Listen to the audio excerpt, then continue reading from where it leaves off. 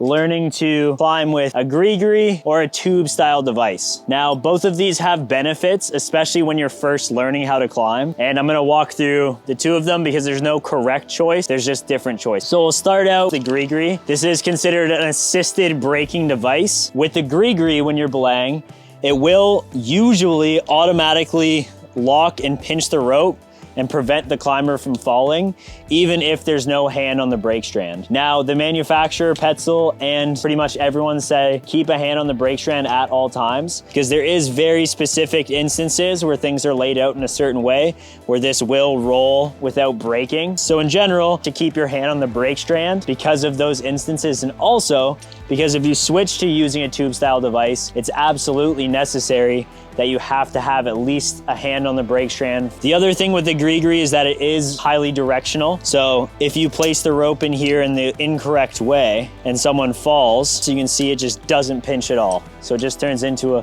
basically a carabiner, a very large carabiner, and they can just fall straight to the ground. And your hand gripping this is gonna do a lot less. So it is a directional assisted braking device.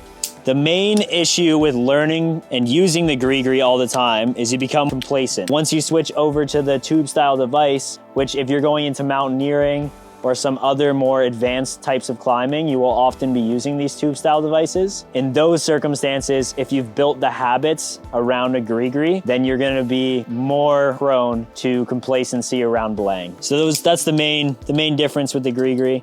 The benefits of having it, other than the assisted braking, is that if you're trying on hard routes and someone's hanging on the rope a lot, you don't have to burn a lot of energy holding onto the brake strand. Now we'll go to the tube style device. So there's no moving parts on this. There's other companies that make different ones. Basically, it's just the more curves in the rope and what that rope is running over, the more friction is added into the system.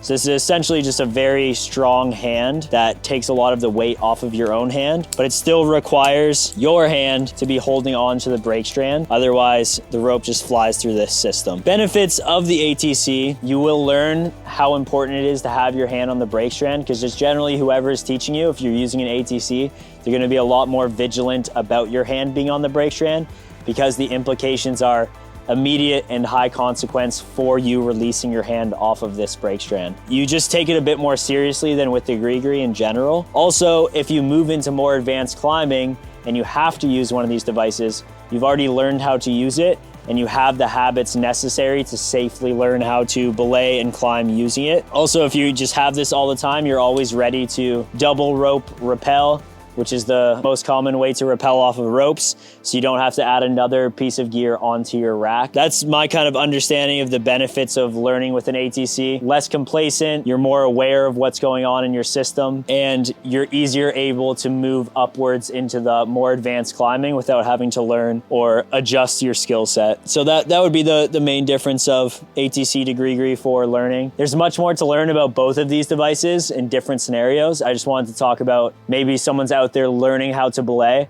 and they want to learn the difference between these two devices, which one they should get, which one they should begin to use. And there's no right answer, but hopefully this video allows you to think about it with a bit more information. I make lots of videos like this. I'm also putting together a community so that we can talk within that community about climbing questions, techniques, and ideas. So there should be a link somewhere that says come join the community or something like that. So feel free to join in the conversation about climbing systems. Peace.